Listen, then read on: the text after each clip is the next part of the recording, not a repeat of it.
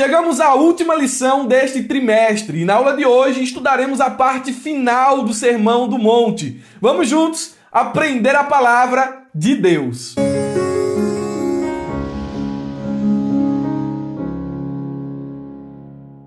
Meus irmãos, quero cumprimentá-los com a paz do Senhor Jesus. Sou Murilo Alencar e com muita alegria estamos dando início a mais uma pré-aula da Escola Bíblica Dominical. Fico feliz em tê-lo aqui novamente. Aos que estão chegando agora, sejam muito bem-vindos. Se você estiver assistindo esse vídeo pelo YouTube, aproveita, se inscreve no canal, ativa o sininho para receber as notificações, deixa o like, é importante, e interage conosco nos comentários. Aos alunos da ferramenta EBD, revelo aqui a minha gratidão e deixo o meu abraço especial. Se tu está assistindo esse vídeo e ainda não conhece a ferramenta EBD, está perdendo tempo. O link está na descrição do vídeo. Você vai clicar e vai ter acesso a essa ferramenta onde o superintendente, o dirigente, o professor, o adjunto e o secretário da escola dominical encontram tudo o que precisam em um só lugar. Agora é tudo o que precisam mesmo. Não perde tempo, conheça a ferramenta EBD. Estudaremos a última lição desse trimestre, lição de número 13, datada do dia 26 de junho de 2022, cujo assunto é a verdadeira identidade do cristão. Nós chegamos à conclusão do Sermão do Monte. Eu tenho certeza que durante todo este trimestre o aprendizado foi muito. Eu aprendi bastante e também aprendi com vocês nessa interação que nós temos aqui no YouTube e também na ferramenta EBD. Estudamos o capítulo 5, capítulo 6 e agora concluiremos o capítulo 7 do Evangelho conforme escreveu Mateus. O nosso texto áureo nos diz assim: nem todo o que me diz Senhor, Senhor, entrará no reino dos céus, mas aquele que faz a vontade de meu Pai que está nos céus. Mateus capítulo 7, versículo 21. São os versículos finais aqui do Sermão do Monte. Na NVT, esse mesmo texto pode ser lido assim: nem todos que me chamam Senhor, Senhor, entrarão no reino dos céus, mas apenas aqueles que de fato, porque tem gente que maqueia, né? Tem gente que faz, mas não está fazendo. Preste atenção no paradoxo. Mas aqueles que de fato fazem a vontade de meu Pai, que está nos céus. Na versão NBV, Nova Bíblia Viva, é uma paráfrase, diz a palavra de Deus: nem todo aquele que se refere a mim como Senhor, são pessoas de palavras apenas, entrará no reino dos céus. A questão decisiva é se essa pessoa faz a vontade de meu Pai que está nos céus. E nós podemos aqui levantar algumas implicações a partir do texto lido. A primeira delas é que nessa passagem Jesus ele desmascara os falsos seguidores. Ele diz: nem todos os que me chamam Senhor. Então ele está fazendo uma separação. Muitos os chamam de Senhor, mas nem todos entrarão no reino dos céus. Ele está mostrando aqui que há pessoas no meio do povo de Deus que não fazem parte do povo de Deus, mas estão lá no meio. É o joio no meio do trigo. Mas perante o juiz de toda a terra, eles receberão a sua devida condenação. Eles serão separados daqueles que de fato são povo de Deus. Em segundo lugar, nós encontramos aqui o auto-engano dos falsos seguidores. Eles são pessoas enganadas a respeito de si mesmo e a respeito da pessoa de quem Deus é, achando que eles podem enganar a Deus. Eles pensam que as obras e os dons são mais importantes do que a verdadeira obediência. Eles são pessoas que proclamam o nome do Senhor. Senhor, Senhor, falam até com uma certa intimidade, né? Mas eles estão enganados acerca do que é de fato servir a Deus. Servir a Deus não é simplesmente o exercício de um ofício, mas uma submissão obediente à vontade de Deus. Nós encontramos aqui ainda, em terceiro lugar, um alerta para a igreja de hoje. E eu queria que você guardasse esse ponto aí no seu coração. Muitos púlpitos estão abrindo espaço para lobos disfarçados de ovelha. Por que é que isso está acontecendo? As pessoas estão valorizando o talento mais do que o caráter e a vida de santidade. É algo mais ou menos do tipo, olha, o irmão canta bem, mas ele já vai aí no quarto casamento, no sexto adultério seguido, mas ele tem o dom, deixem-no cantar. Não calem a voz dele. Deus deu a ele um talento, deu a ele uma habilidade. Embora ele esteja passando por momentos difíceis, deixem ele cantar. Aí abrem o púlpito para esse tipo de pessoa. O irmão é pregador internacional, formado em teologia, doutor em divindade, tem boa oratória e sabe animar o povo. Deixem-no pregar. Só tem um problema, né? Depois do culto ele sai para beber, ele usa drogas, ele gosta de interagir de forma mais pessoal e até sexual com as cantoras. Tudo isso acontece depois do culto, nos bastidores. Mas aqui ele é uma bênção. Deixem ele pregar. Então, o texto, ele está mostrando, ele está dando um alerta aqui à igreja. Tome cuidado, coloque um cadeado no púlpito. Não abra ele para todas as pessoas, porque nem todo que diz Senhor, Senhor, de fato é servo de Jesus, mas pode ser que seja um obreiro da iniquidade. Nós devemos cuidar, porque uma palavra de um falso seguidor, tal como este que estamos apresentando aqui, ele pode desconstruir aquilo que pastores sérios levaram anos e gastaram suas vidas para construir dentro da igreja, para edificar a igreja. Com uma palavra, esses falsos mestres podem colocar a igreja de ponta cabeça. E nós devemos tomar muito cuidado com isso. E em quarto lugar, há um conselho aqui que atinge tanto a mim como a você. É um conselho para os membros de uma igreja séria. Não fique triste com o seu pastor e nem fale mal de sua igreja, caso a liderança não chame o pregador modinha que está fazendo sucesso no momento. Não é legalismo, é zelo. Então, não fique atacando, porque o pregador fulano de tal prega em todos os lugares por aí, mas não prega aqui. Porque tal cantor canta em todo canto, mas não prega, não canta aqui. Será que ele não é digno de assumir o púlpito dessa igreja? Será que o povo aqui é mais santo do que os demais? Às vezes você não sabe o que sua liderança sabe. Então tome muito cuidado. Quando o púlpito tem um acesso restrito e para subir lá há algumas exigências, não é legalismo, é zelo. Então pare de criticar sua igreja local, sua liderança local e olhe para essa advertência do texto. Nem todos os que dizem Senhor, Senhor são de fato servos de Jesus. A verdade prática diz: no reino de Deus não basta ouvir para se identificar com o Salvador. É preciso praticar o que se aprendeu. Eu pesquisei o que significa essa palavra, esse termo identificar, e ele significa o seguinte: tornar-se igual. O que é que a verdade prática está dizendo? Olha, para se identificar com o Salvador, você não pode ser apenas ouvinte.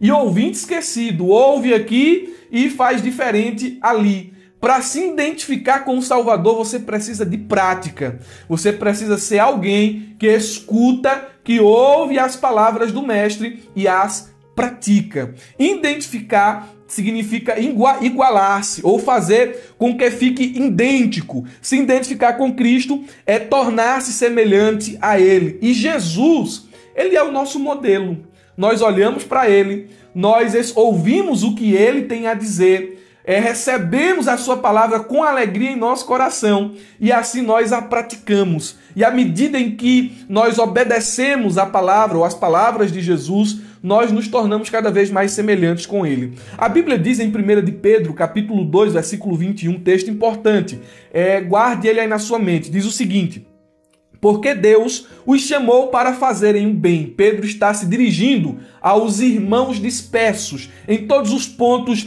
ali de um território. Ele diz assim, olha, porque Deus os chamou para fazerem o bem, mesmo que isso resulte em sofrimento. Então se alegrem quando vocês estiverem sofrendo por fazerem o bem, pois Cristo sofreu por vocês. Ele é seu exemplo. Sigam os seus passos.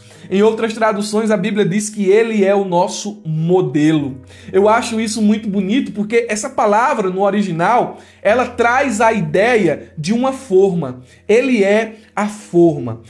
Eu não sei se você lembra no tempo da alfabetização, talvez o pessoal de hoje não se lembre, né? Mas a gente que fez alfabetização há alguns anos atrás, recebia vez ou outra, comprava nas papelarias aquela forma de caligrafia. Você pegava aquela formazona de caligrafia, aí você colocava em cima de uma folha em branco e começava a fazer a letra, a pintar a letra. Às vezes pintar, às vezes riscar a letra. A ideia aqui é mais ou menos a mesma. É como se Jesus ele fosse essa forma. E nós pegamos este exemplo de Cristo, colocamos sobre nossa vida e passamos a delinear, a desenhar a nossa vida, as nossas ações, as nossas atitudes a partir da vida de Jesus. É por isso que Pedro ele vai dizer aqui, ele é o seu exemplo. Sigam os seus passos, façam como ele faz, vivam como ele vive. O verdadeiro cristão, ele obedece a palavra de Deus com prazer, é o que diz João capítulo 14, versículo 21. O verdadeiro cristão não esconde sua identidade, ele se identifica com Cristo, ele é sal da terra, ele é luz do mundo, ele não se esconde. Mateus capítulo 5, versículo 14. O verdadeiro cristão não se envergonha do evangelho. Romanos capítulo 1, versículo 16, ele busca viver em santidade. Efésios capítulo 4, versículo 17 ao 24, ele não se satisfaz com os costumes, erros e maneiras de pensar e viver deste mundo. Romanos capítulo 12, versículo 2, ele busca fazer sempre o que agrada a Deus, assim como Jesus fazia. Romanos, ou melhor dizendo, João capítulo 8, versículo de número 29. Qual é a conclusão que chegamos? A lição vai falar no título A Verdadeira Identidade do Cristão. Nós devemos nos identificar com Cristo. E olha a conclusão. A verdadeira identidade de um cristão é definida a partir de Jesus. À medida que nos tornamos iguais a Ele e obedecemos às suas palavras, experimentamos paz com Deus, com nossos irmãos, bem como uma paz pessoal, fruto de uma vida que não está em crise de identidade.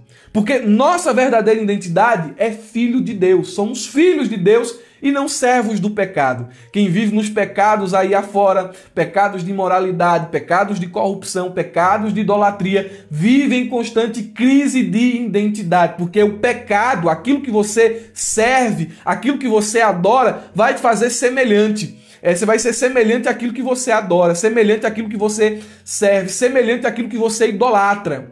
Então você vai ter uma constante crise, uma crônica crise de identidade. Mas nós não, nós nos identificamos com Cristo. E identificando-nos com Ele, nós temos a nossa verdadeira identidade definida. Vamos aqui partir para os pontos da lição. O primeiro deles vai falar sobre a condenação dos falsos seguidores de Jesus. O segundo, em quem estamos alicerçados.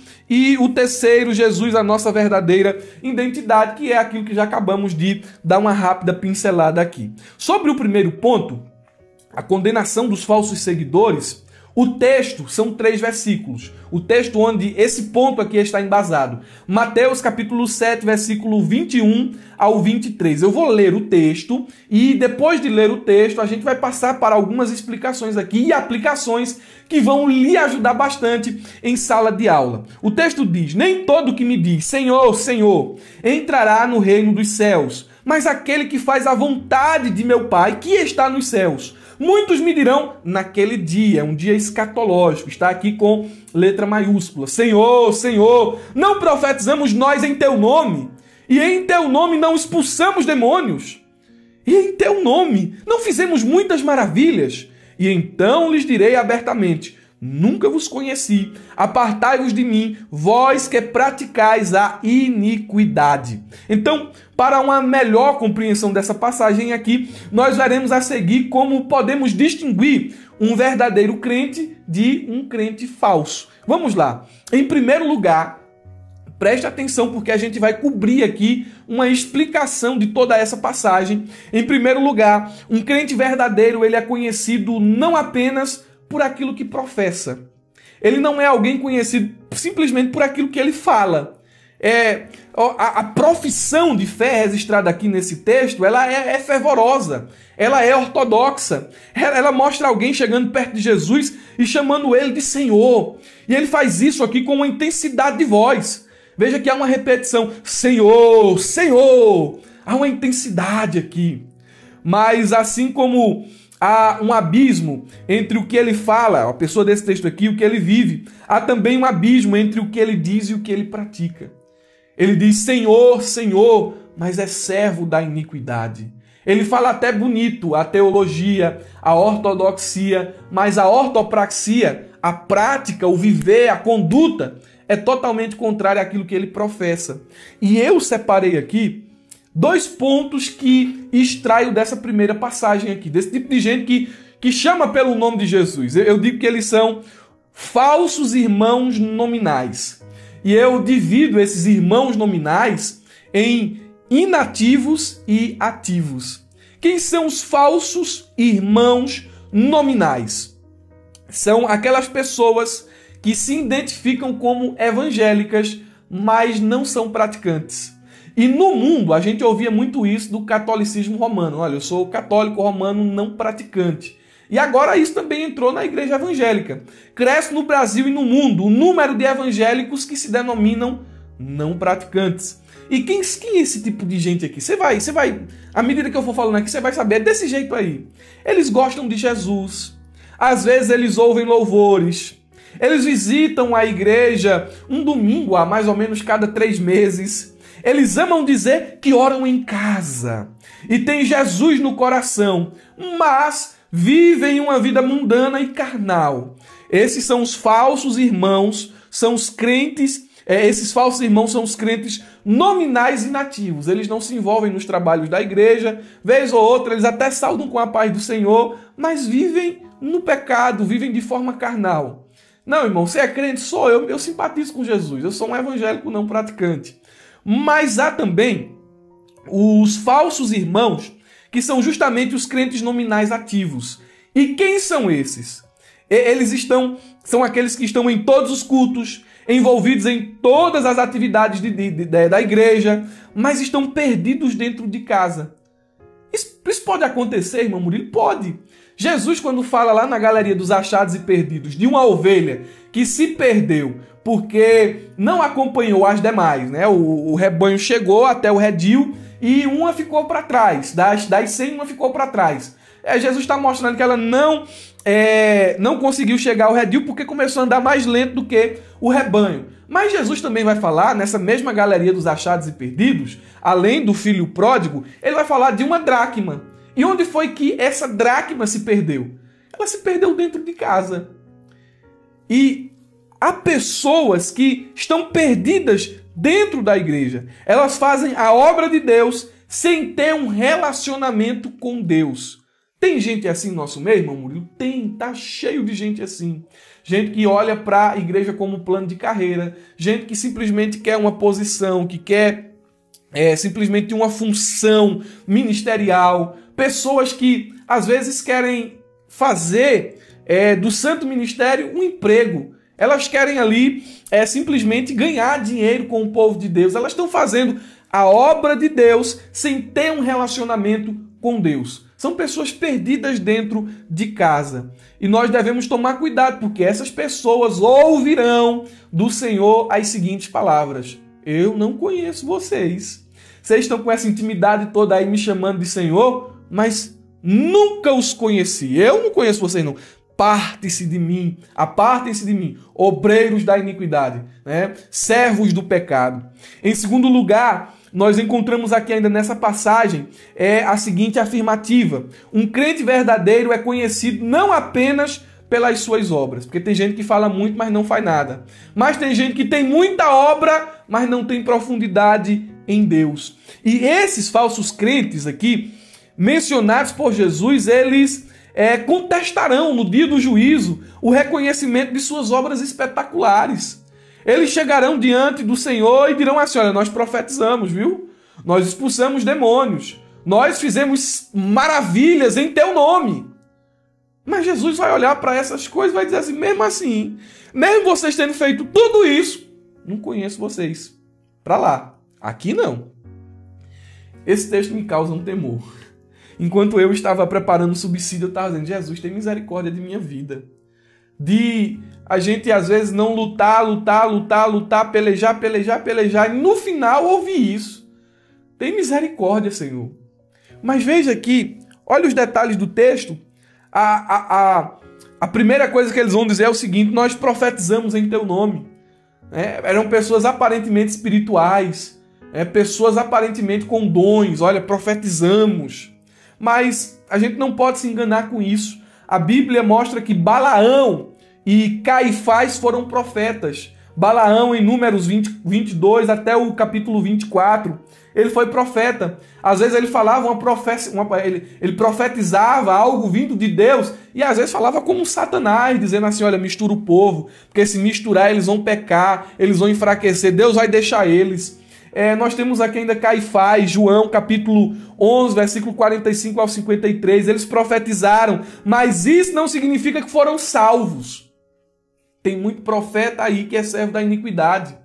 É por isso que a gente tem que tomar cuidado e não se enganar. Pessoas que estão aí na internet, pessoas que estão crescendo no Instagram, no YouTube, no Facebook, e às vezes a gente diz assim, é profeta de Deus. Mas não é profeta de Deus, é profeta de Baal, servo de Jezabel, come na mesa dela, está praticando, vivendo em pecado, mas está lá bonitinho, profetizando, falando, pregando. Mas essas pessoas, embora enganem aqui muitos, eles não enganarão o juiz de toda a terra. Eles ouvirão a sentença. Apartai-vos de mim, vós que praticais a iniquidade e escandalizam não só a igreja, mas também o nome de Deus. Olha aqui alguns textos importantes sobre esse assunto. Deuteronômio capítulo 18, versículo 22 diz, se o profeta proclamar em nome do Senhor e não acontecer e nem se cumprir, essa mensagem não veio do Senhor. Aquele profeta falou com presunção. Não tenham medo dele. É muito fácil. Alguém profetizou e profetizando não aconteceu. Rapaz, o irmão estava na carne. Agora há um problema aqui mais complicado. E esse problema é tratado dentro da Bíblia. Veja como a Bíblia é muito completa. Deuteronômio capítulo 13, versículo do 1 ao 4 diz assim, olha que texto interessante. Se aparecer entre vocês um profeta ou alguém que faz predições por meio de sonhos e lhes anunciar um sinal miraculoso ou um prodígio, preste atenção, olha o resto do texto. E se o sinal ou prodígio de que ele falou acontecer, se a profecia se cumprir, se o sinal for ali verídico, acontecer um sinal miraculoso ali, e esse profeta disser, vamos seguir outros deuses que vocês não conhecem e vamos adorá-los. Não deem ouvidos às palavras daquele profeta ou sonhador. O Senhor, seu Deus, está pondo vocês à prova para ver se o amam de todo o coração e de toda a alma. Sigam somente o Senhor, seu Deus, e temam a Ele somente. Cumpram os seus mandamentos e obedeçam-lhes. Sirvam e apeguem-se a Ele. Você está entendendo aqui o que é que o texto está dizendo? Muito do que os falsos obreiros profetizam por aí pode acontecer, mas olha os frutos deles. Veja as doutrinas que eles pregam. Eu não duvido que nessas megas igrejas aconteçam milagres e maravilhas. E está lá aquela multidão de gente enganada. Você sabe do que eu estou falando aqui. Aquela multidão de gente enganada com esses apóstolos, e estão vendo lá, mas a gente está vendo o sinal, está vendo a maravilha, mas olha a doutrina que esses homens pregam. Tem muita gente enganada por aí, mas olha, presta atenção. E isso aqui é muito sério. Isso aqui é muito sério. Vejam o que eles dizem. Vejam o que eles pregam. Vejam o que eles fazem. Não se enganem com profecias. Não se enganem com sinais e milagres. Porque isso aqui não salva ninguém. Nós devemos tomar cuidado com isso. Eles vão dizer aqui ainda, expulsamos demônios.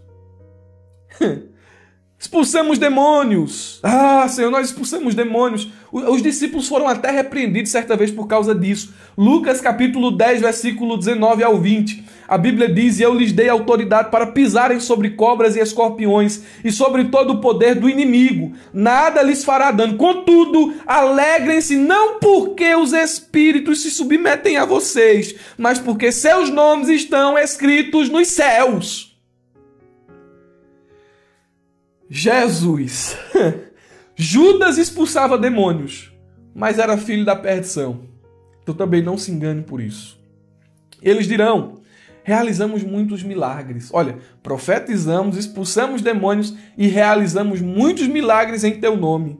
Aí a Bíblia diz em Mateus 24, parece uma fotografia clara, colorida e de alta definição dos nossos dias. Pois aparecerão muitos falsos cristos e falsos profetas que realizarão grandes sinais e maravilhas para, se possível, enganar até os escolhidos. Então não se engane com a aparência.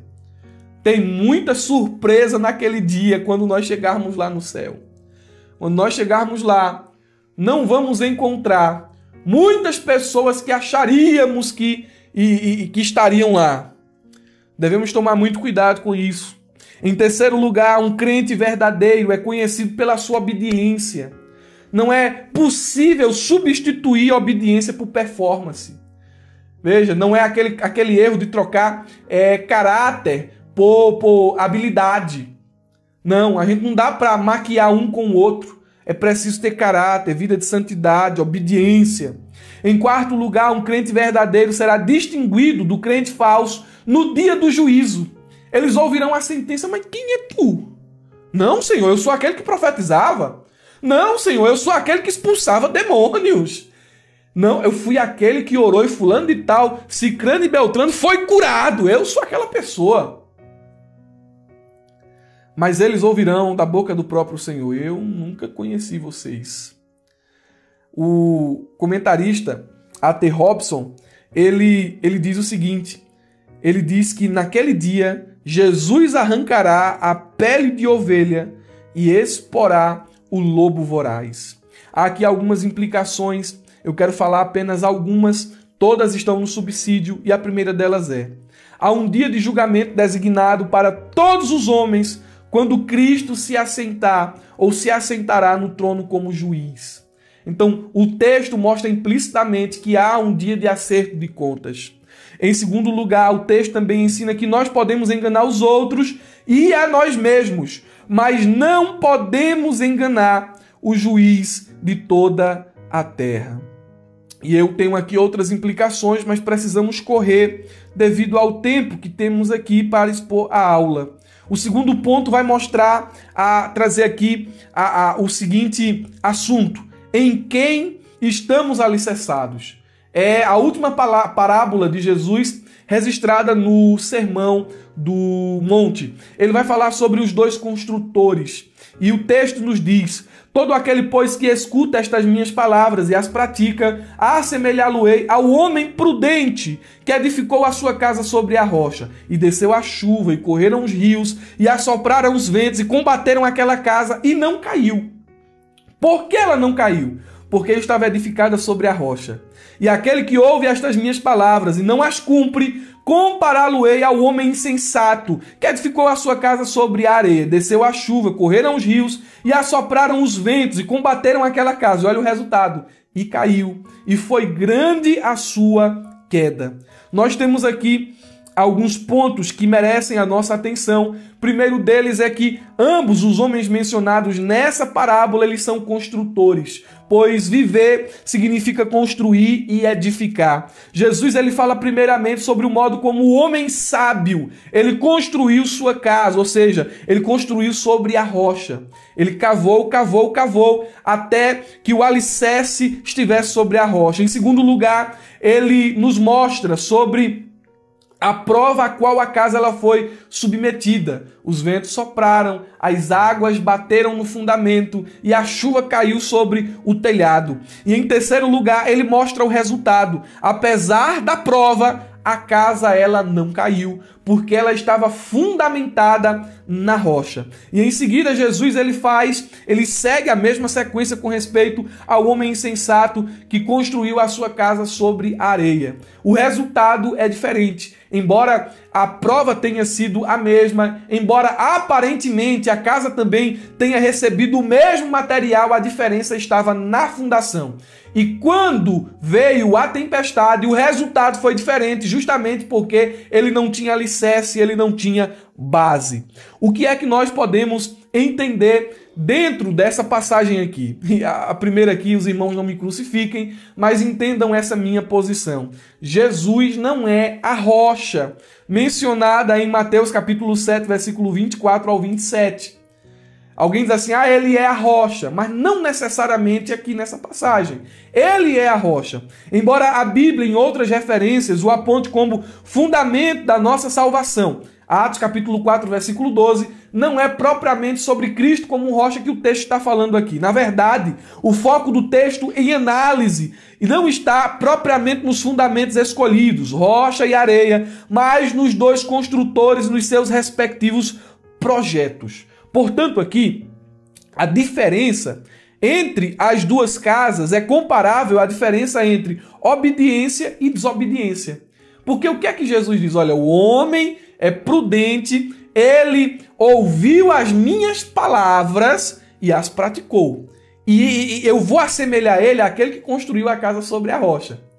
Agora, o homem prudente, ele imprudente, ouviu as minhas palavras e não colocou em prática. Então, ele é semelhante àquele que construiu a sua casa sobre a areia. A questão aqui é obediência e desobediência. Nessa metáfora aqui ampliada, a rocha pode muito bem representar as palavras de Jesus, pois ele diz duas vezes aqui com muita ênfase, minhas palavras, minhas palavras. As tempestades, ou melhor, a tempestade que vem sobre a casa que está na rocha e sobre a casa que está construída sobre a areia, não são as lutas da vida.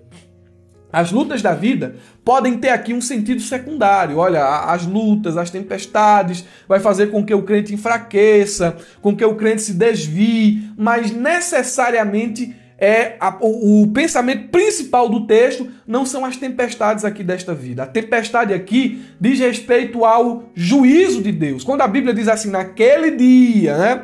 Naquele dia, esse texto aqui aponta para no momento em que todos os homens estarão diante do Senhor.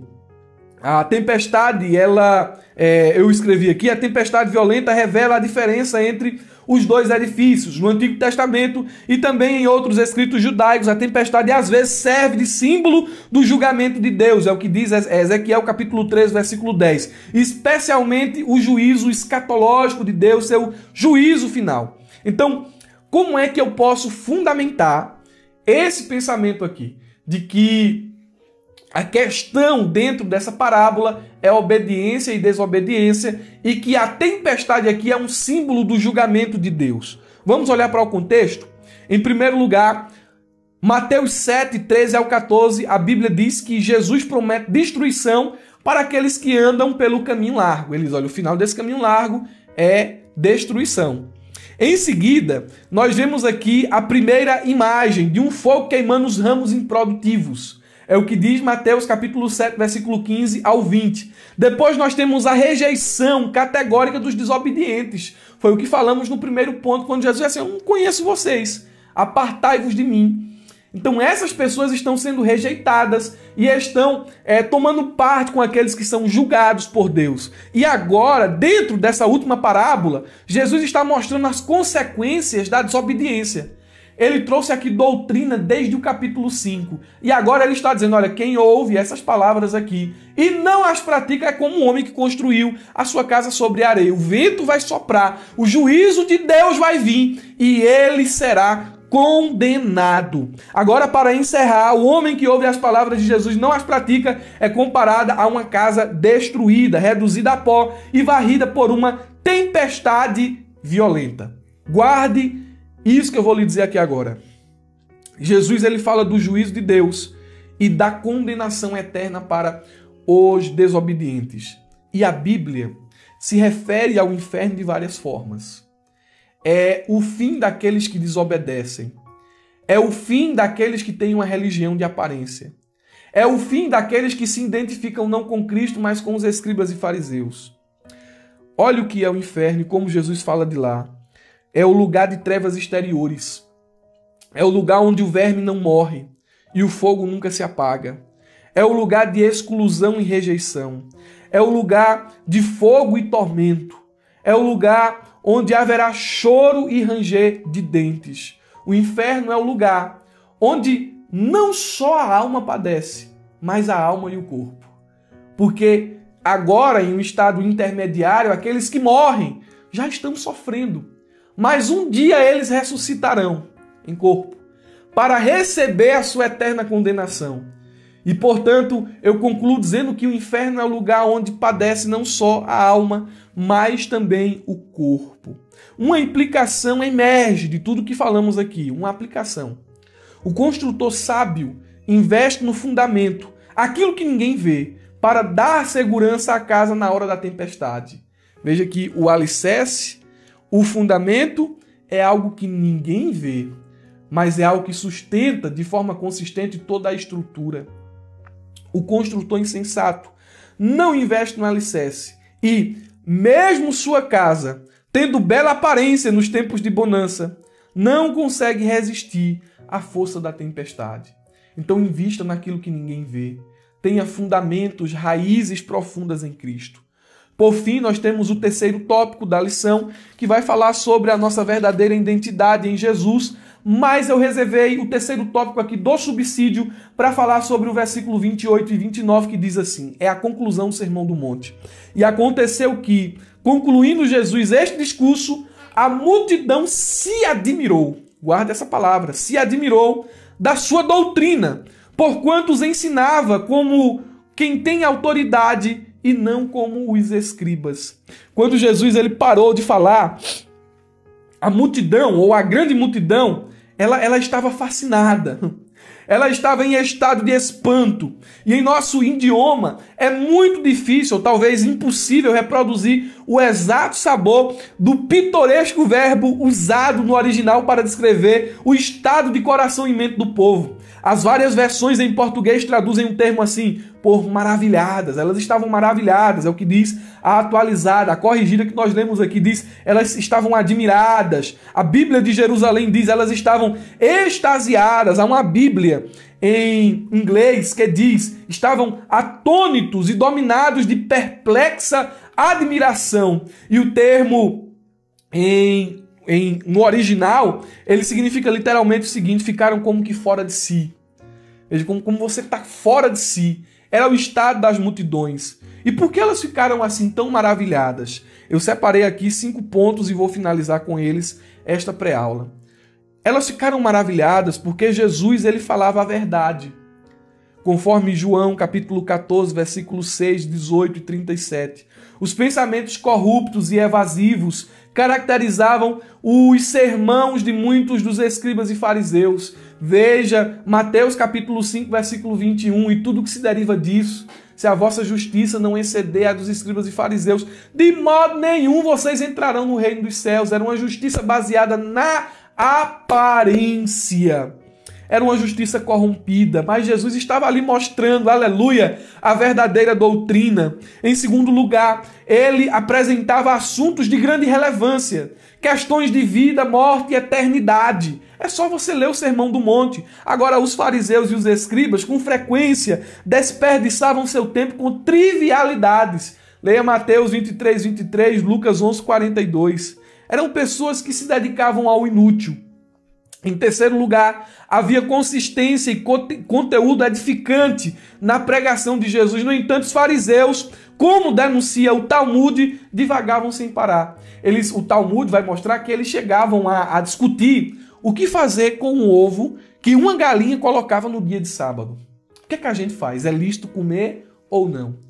Aí chega Jesus aqui falando sobre sal da terra, luz do mundo, bem-aventurança. Chega Jesus aqui falando, amai vossos inimigos. Vocês ouviram o que foi dito aos antigos, eu porém vos digo. Contrasta muito com esse tipo de coisa aqui. Em quarto lugar, Ele falava como aquele que amava os homens, como aquele que se preocupava com o bem-estar eterno de seus ouvintes e apontava para o Pai seu amor. Mateus capítulo 5, 44 e 48. Mas a falta de amor por parte dos fariseus é evidente com base em passagens tal como Mateus 23 e 4, versículo 13 ao 15, Marcos 12, 40 e aí por diante. Era um discurso seco. E finalmente, em quinto lugar, este é o aspecto mais importante, porque as multidões ficaram maravilhadas. Pois ele especificamente é declarado no versículo 28. Ele falava com autoridade, porque sua mensagem vinha diretamente do coração e da mente do Pai. João capítulo 8, versículo de número 26. Ele tinha autoridade para falar. Diferente de profeta, de homem, de qualquer vulto de grande expressão dentro da história de Israel, pessoas, santos do Antigo Testamento, Jesus ele podia dizer, vocês ouviram o que foi dito aos antigos. Eu, porém, vos digo, soberania, autoridade. Ele tinha autoridade. E assim, meus irmãos, nós concluímos mais um trimestre. E o conselho final desse trimestre, estudamos sobre o Sermão do Monte. E o conselho final é um versículo que está em Tiago, capítulo 1, versículo 22. É o que eu tenho a dizer a vocês aqui, de todas as 13 que eu tenho para dizer a vocês, referente às 13 aulas que nós estudamos nesse trimestre. Sejam praticantes da palavra e não apenas ouvintes, enganando-se a si mesmos.